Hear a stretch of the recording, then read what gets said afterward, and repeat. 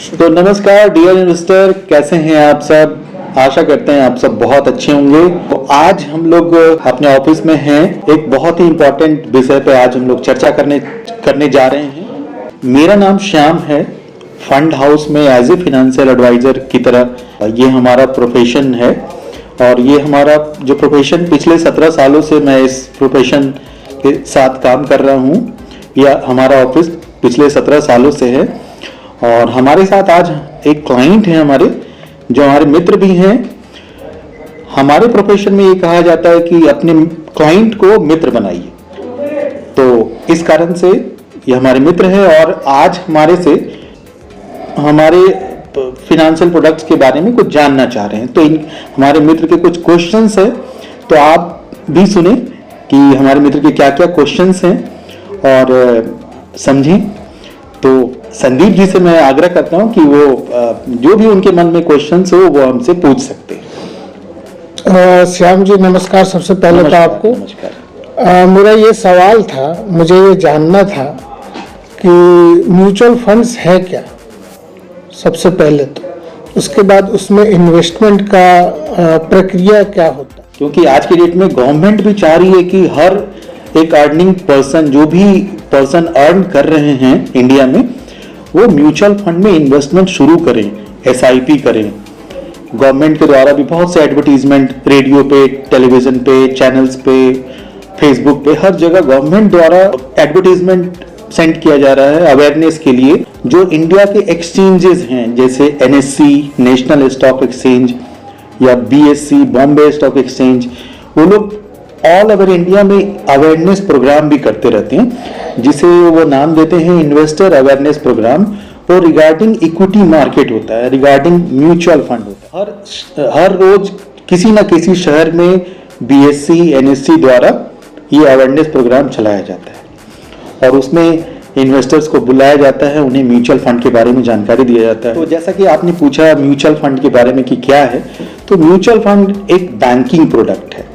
सबसे पहले आप ये समझिए, ये वर्ड मैं इसलिए यूज कर रहा हूं कि अगर किसी प्रोडक्ट को, किसी भी फाइनेंशियल प्रोडक्ट को बैंक से जोड़ दिया जाए, तो वो आपकी नजर में या किसी के भी नजर में थोड़ा सेफ हो जाता है कि हाँ भाई बैंकिंग प्रोडक्ट है तो वो सेफ होगा, है ना। तो आप ये समझिए कि बैंक में जैसे एफडी, आरडी और भी बहुत से फाइनेंशियल प्रोडक्ट्स सेल किए जाते हैं, सजेस्ट किए जाते हैं, तो उसी में से एक म्यूचुअल फंड भी है जो बैंक अपने कस्टमर्स को सजेस्ट करती है, सेल करती है। तो म्यूचुअल फंड एक बैंकिंग प्रोडक्ट है, रेगुलेट किया जाता है सेबी द्वारा।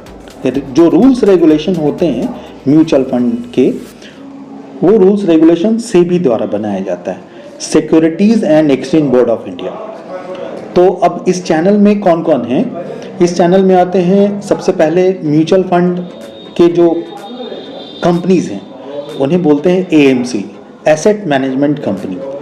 तो सेबी उनके लिए भी रूल्स बनाती है कि आपको कितने, कैसे फंड हैंडल करने हैं, कैसे फंड्स जनरेट करने हैं, फंड मैनेजर कौन होंगे आपके, क्या नॉलेज होना चाहिए उनके फंड मैनेजर का रोल डिसाइड होता है, जो फंड को हैंडल करते हैं।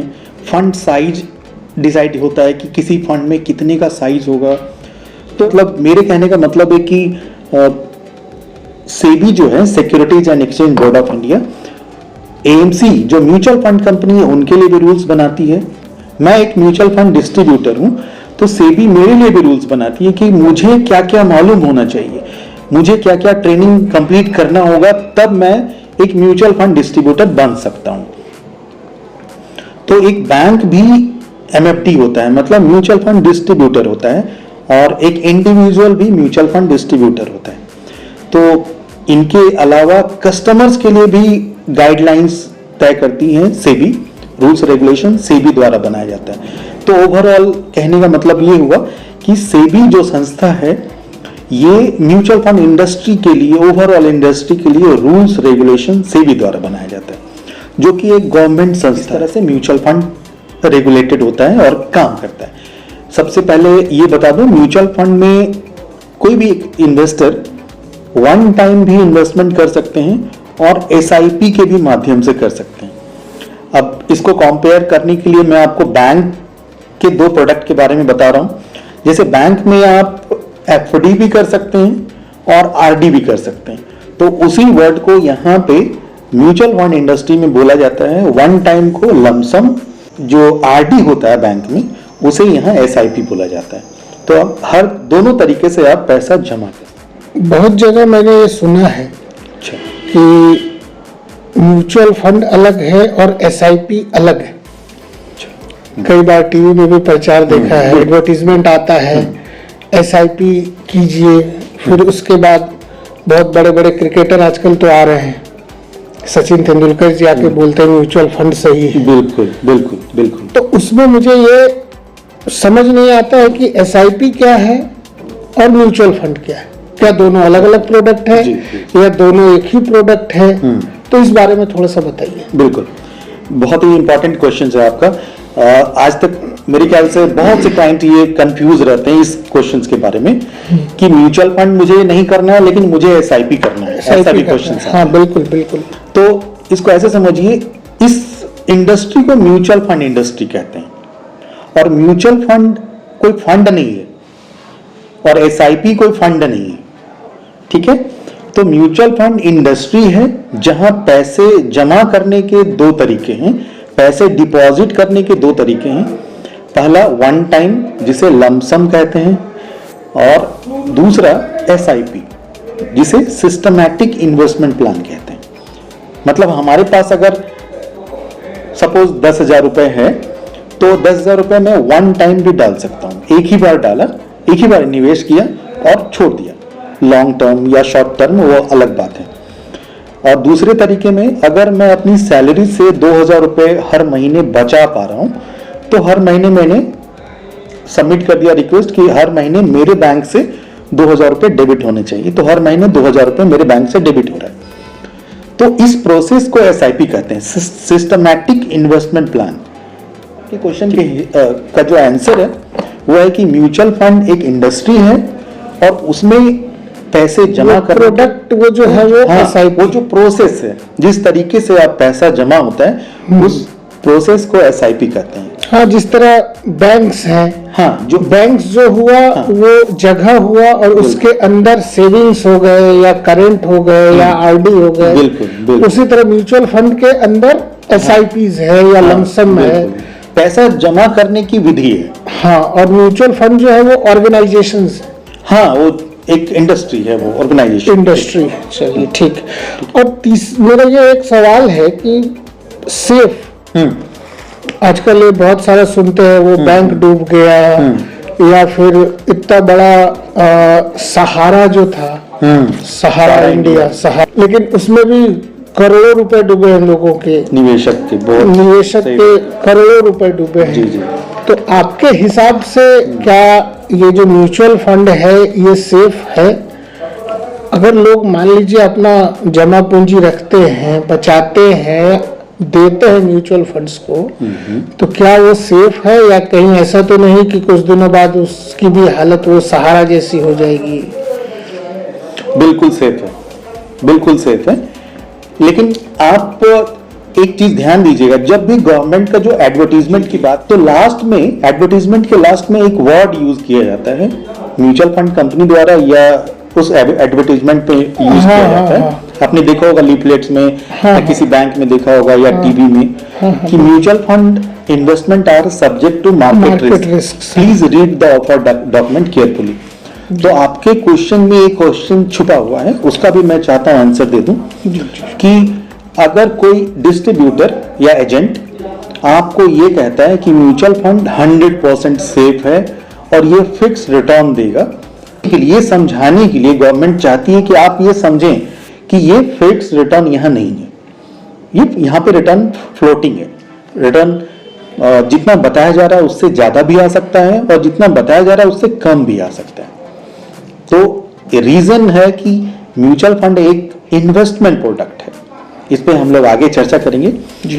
तो ये जो वर्ड है इसका मतलब है कि फिक्स रिटर्न म्यूचुअल फंड में नहीं है। और जहां तक आपने बात किया सेफ्टी का, तो सेफ्टी को इस तरह से समझिए तो बहुत ही एग्रेसिव है इस मामले में। सेबी हर कंपनी से हमेशा कांटेक्ट बनाए रखती हैं, उनका अपडेट्स लेते रहती हैं, कौन सी कंपनी क्या डिसीजन ले रही हैं, कितने का फंड जुटा रही हैं, कहाँ इन्वेस्टर्स के पैसे को कहाँ निवेश किया जा रहा है, हर जानकारी सेबी के पास रहता है। तो सेबी इस मामले में बहुत स्ट्रिक्ट है, बीच में वो इंफॉर्मेशन और गाइडलाइंस आता रहता है सेबी का कि क्या अपडेट करने की जरूरत है। एक चीज और बता दूं, सेबी का जो टैग लाइन है, उनके नाम के नीचे जो लिखा रहता है टैग लाइन, वो है हर इन्वेस्टर की ताकत। सेबी का टैग लाइन है हर इन्वेस्टर की ताकत। और इंडिया में हर राज्य के राजधानी में सेबी का ऑफिस है, उनका अपना टोल फ्री नंबर है। तो उस टोल फ्री नंबर पे, उस ऑफिस पे उन्हें कांटेक्ट कर सकते हैं। और आपको अगर कहीं पे भी आपने निवेश किया है और आपको कोई भी प्रॉब्लम हो रहा है तो आप सेबी से कांटेक्ट कर सकते हैं। सेबी आपके लिए लड़ेगी, आपके लिए फाइट करेगी। तो जहां तक आपने सहारा का नाम लिया, तो सहारा के निवेशकों के लिए भी सेबी 2013-14 से फाइट कर रही है। पेपर पे उनका एडवर्टीजमेंट 2013-14 से ही आ रहा है सहारा के बारे में कि उनका केस जो चल रहा है वो उसका क्या स्टेटस है, और निवेशकों को आगाह भी किया जा रहा है कि आगे से आप ध्यान रखें, रेगुलेटेड प्रोडक्ट में ही निवेश करें। तो सेबी आज की डेट में बहुत अवेयर करते रहती है निवेशकों को। और म्यूचुअल फंड बहुत सेफ प्रोडक्ट है, क्योंकि यहाँ पे रेगुलेटर द्वारा रेगुलेशन है, यहाँ पे बैंकिंग प्रोडक्ट है, रेगुलेशन है, और यहाँ पे पारदर्शिता है। पारदर्शिता कहने का मतलब कि आप क्या निवेश कर रहे हैं, कहाँ निवेश कर रहे हैं, कितना निवेश किया आपने, कितना उसका करंट वैल्यू है, आप सब देख सकते हैं। आप कभी भी चाहें उसका ओवरव्यू कर सकते हैं। म्यूचुअल फंड निवेश एक सेफ प्रोडक्ट है। अच्छा श्याम जी, एक बात और जानना था जी। इसका कोई टर्म होता है क्या? जैसे कब से जमा करना हो या कभी निकालना हो या कुछ भी, तो उसमें कोई टर्म होता है क्या? कि मतलब मान लीजिए कि जैसे आप बात कर रहे हैं बैंकिंग प्रोडक्ट की, या बैंक्स में जैसे एफडीज होते हैं, कुछ साल भर के होते हैं, कुछ 2 साल के होते हैं, कुछ 5 साल के होते हैं, कुछ 10-10 साल के भी होते हैं। बिल्कुल बिल्कुल। तो इसमें क्या कोई टर्म फिक्स होता है, या फिर खुद से ही वो टर्म लेना पड़ता हो, या फिर आप लोग देते हो, या अलग अलग? अब जैसे अलग अलग बैंक्स के अलग अलग टर्म्स होते हैं, होते हैं। उसी तरह ऐसा तो नहीं कि हर एक कंपनी का अलग अलग टर्म्स हो कि आपको इतने दिन पैसे रखने होंगे, या फिर कोई लॉक इन है, या फिर कुछ भी, तो उस बारे में बताइए। म्यूचुअल फंड एक ऐसा इंडस्ट्री है जो हर तरह के फाइनेंशियल प्रोडक्ट्स, जो भी फाइनेंशियल प्रोडक्ट्स मार्केट में अवेलेबल हैं, या ऐसे भी प्रोडक्ट जहां से एक इन्वेस्टर रिटर्न कमाता है जी, उन सभी को प्रभाव डालता है। जैसे म्यूचुअल फंड, जैसे मैंने अभी कहा कि म्यूचुअल फंड एक टाइम बेस्ड इन्वेस्टमेंट होता है। मतलब आपके पास जो फंड है वो अगर छोटे समय के लिए आप चाह रहे हैं कि छोटे समय के लिए प्लानिंग करें जी, तो म्यूचुअल फंड के पास एक प्रोडक्ट है जहां आप छोटे समय के लिए भी रख सकते हैं। आप चाहते हैं, शुरुआत से बता रहा हूं, आप चाहते हैं कि आपके पास मान लीजिए 1 लाख रुपए है, आप 1 दिन रखना चाह रहे हैं, 1 दिन आप उसको अपने से दूर रख सकते हैं जी। तो म्यूचुअल फंड में 1 दिन के लिए भी प्रोडक्ट है, आप उस फंड में रखें और 1 दिन के बाद आप निकाल लें, तो आपको अपने फंड से बढ़ा हुआ मिलेगा और सिक्योर मिलेगा। ठीक है।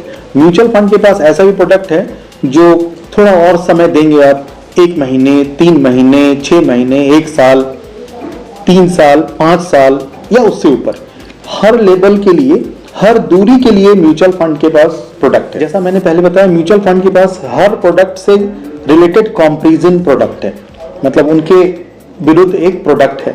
जैसे आपकी सैलरी आती है और आप अपने सैलरी को सेविंग्स अकाउंट में, पैसा आ चुका है, सैलरी आ चुका है, सेविंग्स अकाउंट में आपको 3.25% का ब्याज मिलता है।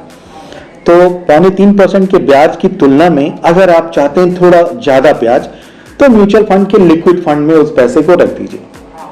लिक्विड फंड में आपको 4.5 से 5.5% का ब्याज आराम से मिलेगा। 2.75 की तुलना में आपको यहाँ पे 5-5.5% का ब्याज आराम से आएगा जी। मतलब 1 लाख रुपए अगर एक साल छोड़ दें अपने सेविंग्स अकाउंट में तो वहां 2,750 रुपए बढ़ेंगे। उसी पैसे को अगर लिक्विड फंड में छोड़ दें तो 5,000 रुपए बढ़े हुए दिखेंगे। तो सेविंग्स अकाउंट के कंपैरिजन में यहाँ पे लिक्विड फंड है, ठीक है। सेविंग्स अकाउंट के पैसे को आप जब चाहे निकाल सकते हैं, एटीएम से, चेक से या बैंक जाकर के निकाल सकते हैं, यूपीआई ट्रांसफर कर सकते हैं, मतलब यूज कर सकते हैं। बिल्कुल बिल्कुल। उसी तरह से म्यूचुअल फंड के लिक्विड फंड से पैसे को आप जब चाहे निकाल सकते हैं। पहले ये लिमिट 2 लाख का था कि 2 लाख आप निकाल सकते हैं, लेकिन कुछ समय बाद आज के डेट में 50,000 का लिमिट है, 50,000 आप लिक्विड फंड से इंस्टेंट निकाल सकते हैं, अपने बैंक में भेज सकते हैं। अच्छा, वो तुरंत मतलब वो ट्रांसफर हो जाता है आपके बैंक में ट्रांसफर हो जाएगा। अच्छा। तो इसके लिए एक एएमसी है, उसका नाम बताऊंगा मैं। उनका एक फंड था लिक्विड फंड, उन्होंने स्पेशली एक एप्लीकेशन भी बनाया था जी। और उस एप्लीकेशन से आप तुरंत अपने पैसे को बैंक में भेज सकते हैं। मतलब एटीएम के सामने खड़ा होके जी। आप प्रोसेस करेंगे, वो पैसा आपके एटीएम मतलब आपके बैंक में चला जाएगा, आप तुरंत विड्रॉ कर सकते हैं। इवन वो म्यूचुअल फंड कंपनी अपने लिक्विड फंड के क्लाइंट्स के लिए एटीएम तक प्रोवाइड कराती थी, एचडीएफसी का। अच्छा। ताकि आप उस एटीएम से किसी भी एटीएम मशीन में जाके उस पैसे को निकाल सकें, म्यूचुअल फंड के पैसे को निकाल सकें। अच्छा। तो ऐसा मतलब शॉर्ट टर्म सेविंग्स अकाउंट के कंपैरिजन में म्यूचुअल फंड के पास लिक्विड फंड है, ठीक है। अब नेक्स्ट बढ़ते हैं आगे कि अगर बैंक के एफडी से कंपैरिजन करें तो म्यूचुअल फंड के पास क्या प्रोडक्ट है उसके बारे में बताता हूं। अगर बैंक के एफडी से बात करें तो आज की डेट में एफडी पे लगभग क्या रिटर्न आ रहा है? 6.5, 7, बस 7.5 के लगभग, ज्यादा 7, मैक्सिमम 7। यस। उसके कंपैरिजन में म्यूचुअल फंड के पास डेट फंड है। हाँ। डेट फंड के नाम से जितने भी एमसी हैं सभी के पास है, जैसे HDFC debt fund, ICICI debt fund, सभी के पास है। तो डेट फंड लिक्विड फंड से थोड़ा ज्यादा समय डेट फंड को देना चाहिए, है ना।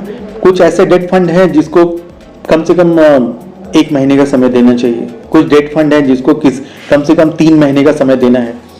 ऐसे भी फंड्स हैं, लेकिन वो रिटर्न बनाती है 7 से 8% सालाना।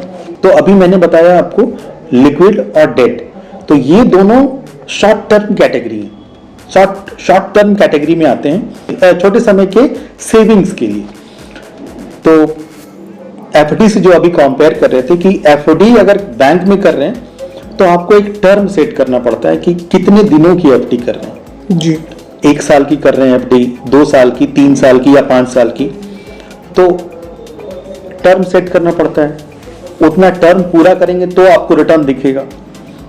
बीच में आप कुछ एड ऑन नहीं कर सकते हैं, एड ऑन तो कर सकते हैं, मतलब विड्रॉ शायद नहीं कर सकते, कुछ बैंक अलाउ करती हैं कि आप विड्रॉ भी कर लें। तो लेकिन म्यूचुअल फंड के डेट फंड के बारे में बता दूं, यहाँ पे कोई टर्म सेट करने की जरूरत नहीं है। आप उस डेट फंड में अपना पैसा रखिए और हर रोज वो ब्याज आपको दिखेगा कि बढ़ रहा है। लिक्विड फंड हो तो भी और डेट फंड हो तो भी हर रोज थोड़ा थोड़ा आपको दिखेगा ब्याज बढ़ता हुआ। और कोई टर्म सेट करने की जरूरत नहीं है, आप जब तक चाहे पैसे रख सकते हैं, आपको जब जरूरत हो पैसा निकाल सकते हैं। मान लीजिए 3 महीने बाद आपने 1 लाख डाला था, 3 महीने बाद 20,000 रुपए का काम है, तो हम विड्रॉ कर सकते हैं। 1 से 2 दिनों में वो पैसा आपके बैंक में चला जाएगा, ठीक है। तो एफडी के कंपैरिजन में 1-2% का ब्याज एक्स्ट्रा आपको मिलेगा। यहाँ एफडी के कंपैरिजन में यहाँ कोई टाइम फ्रेम नहीं है कि कितने समय के लिए आप यहाँ पे वो लॉक हो गया है या आप उसको निकाल नहीं सकते, ऐसा नहीं है, आप उसको ऑपरेट कर सकते हैं। और ये जो दोनों प्रोडक्ट हैं, short term liquid fund and debt fund, ये पैसे फंड मैनेजर द्वारा ऑपरेट होते हैं और ये पैसे शेयर बाजार में नहीं लगाया जाता है। ये पैसे अलग अलग बैंकों के एफडी में लगाया जाता है या गवर्नमेंट बॉन्ड्स में लगाया जाता है या गवर्नमेंट सिक्योरिटीज में लगाया जाता है। तो म्यूचुअल फंड का जो डाइवर्सिफिकेशन होता है वो बहुत बड़ा होता है, तभी वो बहुत बढ़िया रिटर्न बना पाता है। नेक्स्ट जो कैटेगरी है वो है medium term fund. Medium term fund जो 3 से 5 साल के लिए सुटेबल होता है जी। उसके लिए म्यूचुअल फंड कंपनीज के पास फंड्स हैं जिनके नाम होते हैं बैलेंस्ड या हाइब्रिड। दो कैटेगरी हुआ, बैलेंस्ड फंड या हाइब्रिड फंड जी। तो उसमें क्या होता है, हम समझाते हैं निवेशकों को या म्यूचुअल फंड समझाना चाहती है कि आपको कम से कम 3 से 5 साल का समय देना चाहिए। और इसमें क्या होता है, जो फंड मैनेजर होते हैं वो आपके द्वारा जो फंड निवेश कर रहे हैं आप उसमें से अप्रॉक्स 50 to 60% इक्विटी में इन्वेस्ट किया जाता है और लगभग 40 to 50% डेट में निवेश किया जाता है। मतलब हाइब्रिड फंड भी बोलते हैं इसको। इक्विटी यानी शेयर्स और डेट मतलब एफडी बॉन्ड्स, गवर्नमेंट सिक्योरिटीज, तो दोनों का मिक्सचर होता है ये। तो 100% इक्विटी ना होने के कारण आपको बहुत ज्यादा समय भी नहीं देना है यहाँ पे, और ये रिटर्न भी बहुत अच्छा बन के आता है इक्विटी के कारण। तो ये रिटर्न लगभग 11 से 12% का रिटर्न सालाना बना देता है, लेकिन आपको ये दिखेगा 3 साल के बाद, 3 साल 3.5 साल के बाद आपको रिटर्न दिखने लगेगा। तो इस तरह के फंड्स में शेयरिंग रेशियो जो अभी मैंने बताया आपको 60-40, उसकी जगह पे आपको 70-30, 80-20 इस तरह का भी रेशियो मिलेगा। ये कंपनी वाइज अलग अलग तरह के फंड्स लाती है कि कौन क्लाइंट कितना इक्विटी एक्सपोजर चाहती है। इक्विटी कम रखेंगे तो उन्हें समय भी कम देना है, रिटर्न भी कम होगा, और इक्विटी अगर ज्यादा होगा उसमें तो रिटर्न भी ज्यादा होगा और थोड़ा उसे समय भी ज्यादा देना है। तो ये दूसरा कैटेगरी हुआ। तीसरा category equity funds. Equity funds मतलब लॉन्ग टर्म फंड, जिसे समय की बात करें तो 5 साल से ऊपर का समय देना चाहिए। तो उसमें 100% पैसा शेयर्स में जाता है। फंड मैनेजर रिसर्च करते हैं कि आने वाला 5 साल कौन सी कंपनी, कौन सा इंडस्ट्री अच्छा परफॉर्म करने वाला है, कौन सी कंपनी अच्छा डिसीजन ले रही है, कौन सी कंपनी का प्रोडक्ट का अच्छा डिमांड है मार्केट में। जैसे मारुति कोई गाड़ी लॉन्च कर रही है, उसकी गाड़ी का क्या सेल्स है, परफॉर्मेंस कैसा है, बाजार में डिमांड क्या है, तो उस हिसाब से कंपनी को फंड मैनेजर जज करती है, तब उसके शेयर्स में आपका पैसा निवेश करती है। तो इस तरह से 50 से 100 कंपनियों में 50 से 100 शेयर्स में आपके पैसे को इन्वेस्ट किया जाता है। रिसर्च करने के बाद 20 से 25 सेक्टर्स में इन्वेस्ट किया जाता है। तो डाइवर्सिफिकेशन होता है बहुत बड़ा म्यूचुअल फंड में। इस कारण से 5 साल के बाद का जो रिटर्न होता है वो बहुत शानदार होता है। अप्रॉक्स 13 से 15% का रिटर्न आराम से इक्विटी फंड द्वारा बनाया जाता है, बन जाता है। जो भी रिटर्न होता है इक्विटी फंड का, एज पर हिस्ट्री में बताऊं तो बहुत बढ़िया रिटर्न भी इन्वेस्टर्स ने बनाए हैं। 15 से ऊपर भी रिटर्न इन्वेस्टर्स कमा चुके हैं।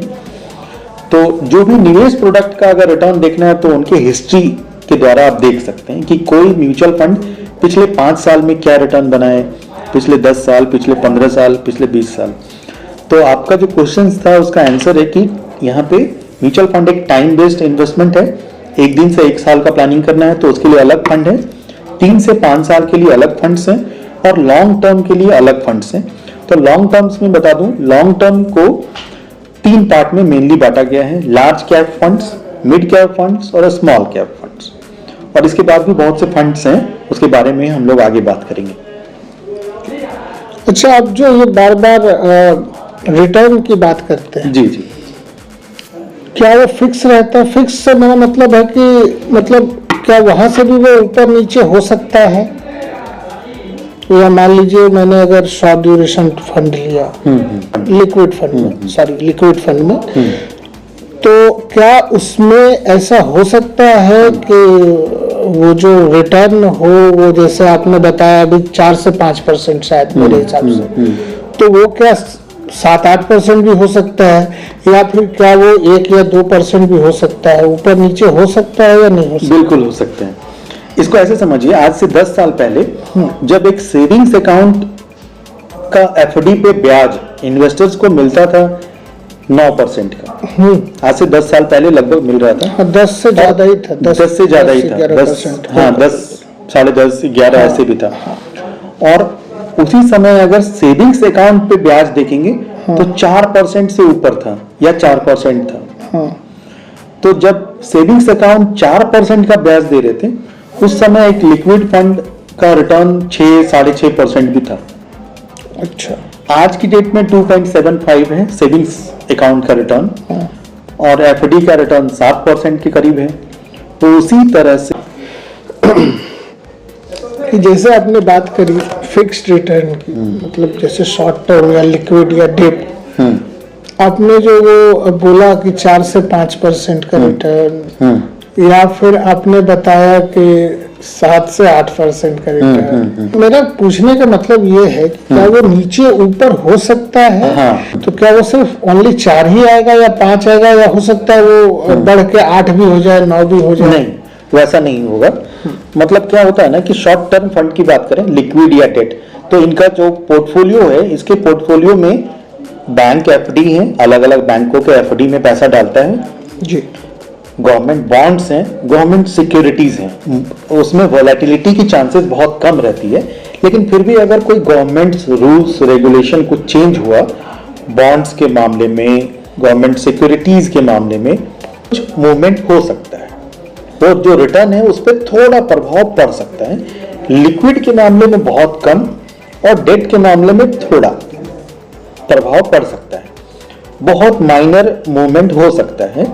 लेकिन अगर ग्राफ देखेंगे डेट फंड का तो आपको स्टेबल दिखेगा ग्राफ, वहां पे मूवमेंट बहुत रेयर दिखेगा। और इसके अलावा डेट फंड में कुछ होते हैं कॉर्पोरेट बॉन्ड फंड्स, कॉर्पोरेट कंपनियों के बॉन्ड्स में वो पैसा लगाया जाता है, तो वहां पे थोड़ा मूवमेंट दिख सकता है, वो भी बहुत माइनर, लेकिन वो रिटर्न थोड़ा बढ़कर भी आता है, उनका रिटर्न थोड़ा और बढ़िया आता है। तो आपका जो क्वेश्चन था उसमें कि वोलेटिलिटी इतना ज्यादा, तो उतना ज्यादा नहीं, अगर वोलेटिलिटी होगी तो माइनर वोलेटिलिटी रहता है। अच्छा सर, एक और सवाल था मेरा जी। बहुत सारे लोग जो हैं वो शेयर बाजार से बहुत डरते हैं, लेकिन म्यूचुअल फंड को ढूंढते हैं। जैसा कि अभी आपने बताया कि वो इक्विटी बेस्ड म्यूचुअल फंड्स होते हैं, तो क्या उसमें खतरा होता है डूबने का भी, या फिर रिस्क की जो एक बात होती है बार बार, रिस्क बहुत रिस्की है या बहुत डेंजरस है, अपना डूब जाएगा पैसा, तो क्या म्यूचुअल फंड भी ऐसा रिस्की है जितना आपका इक्विटी है उतना ही रिस्की भी है? इसको ऐसे समझिए कि इस रिस्क को कम करने के लिए ही म्यूचुअल फंड ने अलग अलग कैटेगरीज बनाए हैं और फंड मैनेजर द्वारा ऑपरेट किया जाता है सारे फंड्स को। अगर लॉन्ग टर्म कैटेगरी की बात करें तो 5 साल से ऊपर का समय इसे कहा जाता है निवेशकों को कि आपको अगर रिटर्न अच्छा बनाना है तो आप 5 साल से ऊपर की कैटेगरी में यानी इक्विटी कैटेगरी में आप एसआईपी करें या निवेश करें। तो इक्विटी फंड्स में आते हैं आपके लॉन्ग टर्म फंड्स में large cap funds, mid cap funds, small cap funds, multi cap funds, ELSS funds और भी बहुत से फंड्स हैं, फोकस फंड है, फ्लैक्सी कैप फंड्स हैं। ऐसा है कि ये जो फंड्स हैं 100% पैसा इक्विटी में जाता है, शेयर्स में जाता है। तो शेयर्स में जाने के कारण वो वोलेटाइल होता है शेयर्स, तो शेयर का भाव अप या डाउन होता रहता है। तो बहुत से निवेशक घबराते हैं कि भाई हमने अगर मैं पैसा डालूं तो वो कहीं कम ना हो जाए जी, ठीक है ना। इसी कारण से 5 साल का समय उनको कहा जाता है कि 5 साल का समय अगर आप देंगे तो आपके पास संभावित है कि आप संभावना है कि आप बढ़िया रिटर्न बना सकें। एज पर द हिस्ट्री, कोई भी निवेश प्रोडक्ट एज पर हिस्ट्री बात किया जाता है कि जो भी पिछले 5 साल में पैसा डाले हैं तो उन्हें रिटर्न मिला है ना। तो अगर इसको समझाने के लिए बताऊं कि दो हिंदी के शब्द हैं बचत और निवेश जी। तो बचत ये कहता है कि निवेशक जब छोटे समय का प्लानिंग करते हैं 6 महीने, 1 साल, 2 साल और फिर पैसे को निकाल लेना चाहते हैं चाहे वो आरडी में रखें या एफडी में, तो उसे बचत कहते हैं, जो 6-7% का ब्याज जहां से बनता है। तो इंडिया का जो इन्फ्लेशन देखेंगे तो लगभग उतना है या उससे ज्यादा है। और अगर निवेश की बात करें, निवेश, तो निवेश लंबे समय के लिए किया जाता है। निवेश प्रोडक्ट में आता है आपका प्रॉपर्टी, जो जमीन खरीदते हैं आप, एक निवेशक की तरह निवेश करते हैं। आप गोल्ड खरीदते हैं, सोना, तो एक निवेशक की तरह बाय किया जाता है, या घरेलू उपयोग के लिए भी और एज ए निवेशक के लिए भी, निवेशक भी बाय करता है गोल्ड को। उसी तरह से इक्विटी भी एक निवेश प्रोडक्ट है। इक्विटी मतलब शेयर्स। तो इन तीनों की बात करें, प्रॉपर्टी, गोल्ड एंड शेयर्स की, तो इन तीनों का एक भाव होता है और ये भाव अप डाउन करता रहता है, भाव फ्लक्चुएट करता रहता है। तो इनके हिस्ट्री आप देख सकते हैं, 5 साल पुराना हिस्ट्री देखिए, 10 साल, 20 साल, 30 साल हिस्ट्री देख सकते हैं, लेकिन इनके भविष्य के बारे में नहीं कोई बता सकता कि अगले महीने 10 तारीख को गोल्ड का क्या भाव होगा जी, इसे बोला नहीं जा सकता, है ना। लेकिन इसका हिस्ट्री देख सकते हैं कि 10 साल पहले, 20 साल पहले क्या भाव था। तो अगर वो देख सकते हैं तो रिटर्न भी देख सकते हैं कि 20 साल पहले अगर किसी ने प्रॉपर्टी में निवेश किया तो उन्हें क्या रिटर्न मिला, गोल्ड में निवेश किया तो क्या रिटर्न मिला। उसी तरह से म्यूचुअल फंड के इक्विटी फंड में अगर कोई 10 साल पहले निवेश किए होंगे, 20 साल पहले, तो उन्हें क्या रिटर्न मिला देख सकते हैं। तो एज पर हिस्ट्री एक निवेशक को फ्यूचर का प्लानिंग करना चाहिए, मेरे कहने का मतलब ये है। तो जो रिस्क है, रिस्क को मिनिमाइज करने के लिए ही इक्विटी फंड्स में 5 साल का समय देना उचित है। 5 साल का समय कम से कम देना चाहिए, तो रिस्क जो है मिनिमाइज हो जाता है। इसको एक दूसरे तरीके से समझाऊं, हर सड़क पे रिस्क होता है, हर सड़क पे एक्सीडेंट होते हैं, लेकिन एक ड्राइवर जो गाड़ी ड्राइव कर रहे हैं उस रिस्क को कम करने के लिए हेलमेट पहनते हैं, सीट बेल्ट लगाते हैं जी, और ट्रैफिक सिग्नल्स, ट्रैफिक रूल्स को का फॉलो करते हैं ताकि उस रिस्क को कम किया जा सके। लेफ्ट साइड चलना, ताकि उस रिस्क को हम कम करते हुए और अपनी यात्रा को पूरा करते हैं, है ना।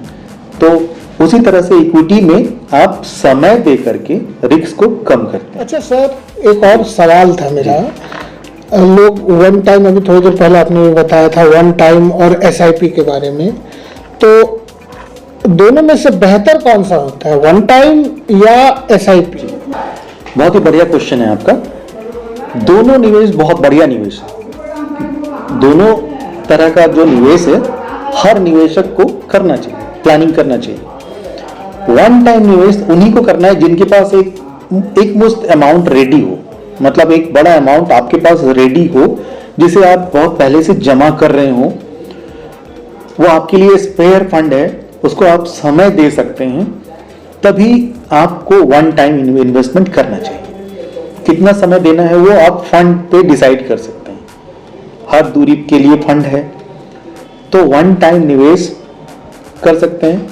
बाकी आपका जो क्वेश्चन है कि एसआईपी से कैसे अलग है वो, तो एसआईपी उनके लिए सूटेबल है जो अपनी सैलरी से, अपने बिजनेस से जो भी अर्न कर रहे हैं और महीने का कुछ अगर बचा रहे हैं, 2000, 4000, 5000 जो भी महीने का बचत कर रहे हैं, उस पैसे को अगर निवेश करना चाह रहे हैं तो उनके लिए एसआईपी सूटेबल है।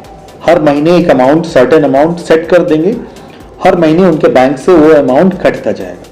तो इस तरह से दोनों निवेश एक अच्छा विकल्प है लॉन्ग टर्म प्लानिंग करने के लिए।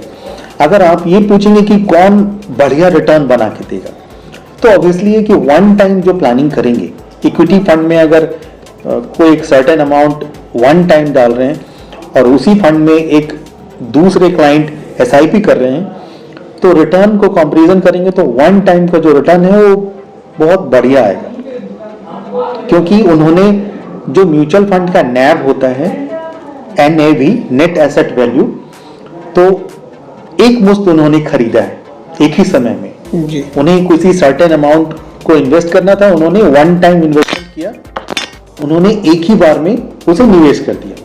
लेकिन जब कोई एसआईपी करते हैं तो छोटा छोटा अमाउंट एसआईपी के रूप में जाता है और उस नैब को हर महीने खरीदता रहता है। तो 1 महीने के बाद उसका नैब थोड़ा ऊपर या थोड़ा नीचे हो सकता है, 2 महीने, 6 महीने, 1 साल के बाद उसका नैब ऑब्वियसली ऊपर ही रहेगा, तो उन्हें यूनिट्स कम मिलेंगे। तो एक मुश्त से आप एक ही समय में ज़्यादा यूनिट्स परचेज करते हैं, और हर महीने आने से आप हर महीने का जो भाव होगा उसको आप परचेज करते हैं। तो दोनों ही बढ़िया विकल्प हैं जी। तो आपके मन में जो जो क्वेश्चंस था, तो आशा करता हूं कि मैंने कोशिश किया कि उसको अच्छे से बताऊं। बहुत अच्छे से सारे सवालों के जवाब दिए। एक इन्वेस्टर के हिसाब से मुझे भी या जो भी ये देख रहे हैं जी, उनको भी बहुत कुछ समझ में आया होगा। कुछ अगर समझ में भी आया हो तो वो आपसे कांटेक्ट कैसे कर सकते हैं? जी, हमें कांटेक्ट करने के लिए मैं अपना नंबर बता दे रहा हूँ और यहाँ पे डिस्प्ले भी हो रहा है जी। हमारा नंबर है, कांटेक्ट डिटेल है, हमारा मोबाइल नंबर है 8271768911। हम अपने इन्वेस्टर्स को हमेशा निवेश की सलाह देते हैं लॉन्ग टर्म के लिए जी। जैसा आपको भी कह रहा हूँ कि लॉन्ग टर्म की प्लानिंग को पहले करना चाहिए जी जी। क्योंकि आप आज जो खर्च कर रहे हैं तो इन्फ्लेशन के हिसाब से आज का जो खर्च है वो 10 सालों बाद वो एक बड़ा रकम रहेगा। इस कलम का जो दाम है आज जो है 10 साल बाद इसका भी दाम आज से इन्फ्लेशन के हिसाब से 2 गुना 3 गुना होगा जी। तो इसीलिए अगर आज हम छोटा रकम भी अगर म्यूचुअल फंड में इन्वेस्ट करते हैं तो वो रकम, छोटा रकम भी कल के डेट में तो वो रकम भी एक बड़ा रकम बनेगा। आप पैसा कमा के देगा आपके लिए। ये कोशिश रही हमारी कि सर के जो क्वेश्चंस थे बहुत इंपॉर्टेंट क्वेश्चंस सर ने पूछे और मेरे पास जो भी नॉलेज था, कम ज़्यादा जो भी नॉलेज रहा, कोशिश किया मैंने कि सारा डिटेल्स संदीप सर को बताऊं। नहीं सर, कोशिश नहीं, आपने बहुत अच्छे से सवालों के जवाब दिए। Thank you. मेरा बहुत सारा जो कंफ्यूजन्स थे म्यूचुअल फंड्स को लेके, एसआईपी को लेके, वो बहुत हद तक दूर हुआ है। अब आगे देखते हैं, अगर कुछ और आता है जी जी तो मैं जरूर आपसे कंसल्ट करूंगा। बिल्कुल कंसल्ट करिए और अपनी एसआईपी शुरू करिए। आप वन टाइम भी कुछ प्लानिंग करिए और म्यूचुअल फंड में समझने के लिए और भी बहुत कुछ है।